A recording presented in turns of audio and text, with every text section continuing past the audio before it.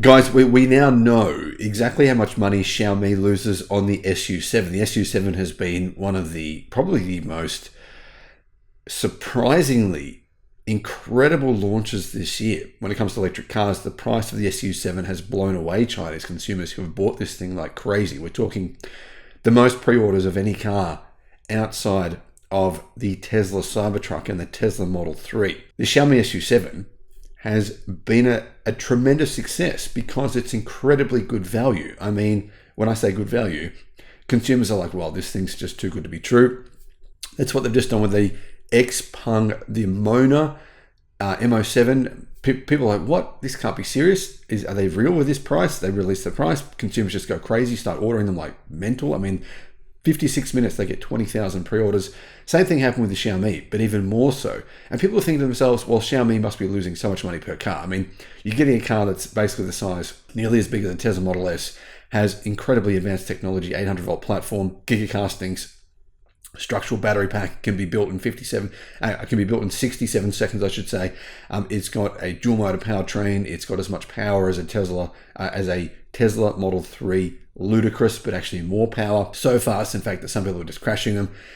I'm thinking to myself, yeah, surely they're losing, $20, $30, $40, $50,000 on every car they sell, but it's not the case. In fact, this is alarming to me. The fact that a new car company can come along and be producing a car of this quality and sell it so cheaply and lose only a very small amount of money in comparison to their legacy automaker rivals who are losing far more money after years of manufacturing electric cars. Hello, my friends. Welcome to the channel. I'm Sam Evans. You're watching The Electric Viking. Hope you can keep up in this video because honestly, this story to me is quite remarkable. Xiaomi, by the way, are about to launch an SUV version of this car. And more importantly than that, I believe they are going global. Xiaomi have announced, yes, the SUV version will be a global car. This will probably be a global car as well. Put this into context, guys. Rivian sell their vehicles at double the price. Average sale of a Rivian vehicle is double the price, and Rivian lose around $50,000 on every car sold. That's their most recent sales. The last 3 months, Rivian lost about $50,000.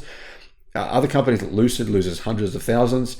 Yeah, guys, a lot of people say that's just R&D costs, sunk capital. Every company in the world has R&D and sunk capital costs. Xiaomi have accounted for those within like a couple of months. So you can't start saying Lucid is losing this money simply because it's investing that money. Ford, the same deal. I mean, Ford losing enormous amounts. Ford losing around $50,000 per car after years of investing in electric cars. But Xiaomi have come along and gone, you know what? We are going to build next year 300 to 400,000 EVs. We're going to overtake companies like Ford and we'll be probably losing nothing. Developing, building, and selling EVs is expensive. Investment is expensive. Xiaomi has somehow amortized that investment within the case of a couple of months when their rivals clearly have been unable to do this. The biggest reason, I believe, is that they can build these cars in about 1 minute. Compare this to the Volkswagen Group, Toyota, etc. It's taking them at least 3 times as long to manufacture a car. Xiaomi's automotive arm posted an adjusted loss of only $252 million for the second quarter ending June 30. How the hell they did that, I don't know. That is incredible. That is a result that is truly staggering. And really, this means that during April, May, and June, Xiaomi delivered 27,307 electric cars to buyers in China. It's going to deliver 100,000 by November. Factoring in total losses and number of deliveries, Xiaomi has lost only $9,000 for every car it sold. Only $9,000 on a car. That is incredibly good value. We're talking about a car you can get for $35,000, which is better, to be honest, in most ways, not in terms of software, but better in most ways than a Tesla Model 3. It's actually a staggering result. Xiaomi's car division is far from a money-making business, but it's really not that far away. I mean, I think this time next year, they'll be making a profit. That is insane. You cannot say that about any legacy automaker. None of them making a profit on EVs. Maybe Porsche, no one else. That's it. In August, Rivian revealed they lost $1.5 billion in the second quarter and produced only 9,000 vehicles over the same period. $1.5 billion for 9,000 vehicles. Xiaomi lose what? As a brand new car company, Rivian have been around since 2014. That's 10 years. Xiaomi, brand new car company, lose only $252 million, selling 3 times as many cars. 3 times as many. That means, to be honest, Rivian, they look like they're floundering. Well, the thing is, I mean, Rivian's numbers, they don't look great, but they look pretty good in comparison to, say, for example, Ford, or, to be honest, any legacy automaker, or in comparison to Lucid, they look fantastic. But it did mean that Rivian lost $32,700 per car. Ford, though, they lost $1.1 billion and sold 24,000 vehicles, losing $47,600 on every EV sold. Now, I used to think those metrics were not fair ways to judge a car company because, that includes investment. But the thing is, we judge Tesla that way. We do. We judge Tesla that way. We judge every car company the same way. Every car company, we factor in, they have to factor this in. What are their investments? So if you're still making a loss, right, and you're Rivian, you've been around for 10 years, then I don't think that's going to change anytime soon. Fair to say, especially if it's $37,000 per car. Or if you're Lucid and you're losing $350,000 per car. Lucid is not a brand new car company, right? They are considered, they are dinosaurs in comparison to Xiaomi. Xiaomi is literally just arrived and they're already doing this. And Xiaomi is a good comparison with Lucid. They make similar vehicles, except Xiaomi sells them at half the price or less. Crazy. So here's the thing. Xiaomi becoming a global automaker, right? Sure, they can't sell into the United States unless they are willing to pay a 100% tariff. They're not going to do that. But Xiaomi, I don't think they care. Xiaomi will just say, you know what, we'll build a manufacturing base like XPeng are doing, like BYD are doing, like many companies that do Chinese car companies. We'll build it somewhere around Europe, Northern Africa, possibly even Turkey, and we know how we do it. We know how we build our factories. We know how we can build a car in a minute. We can have staff from China go and man that factory, and they can teach local people how to do it.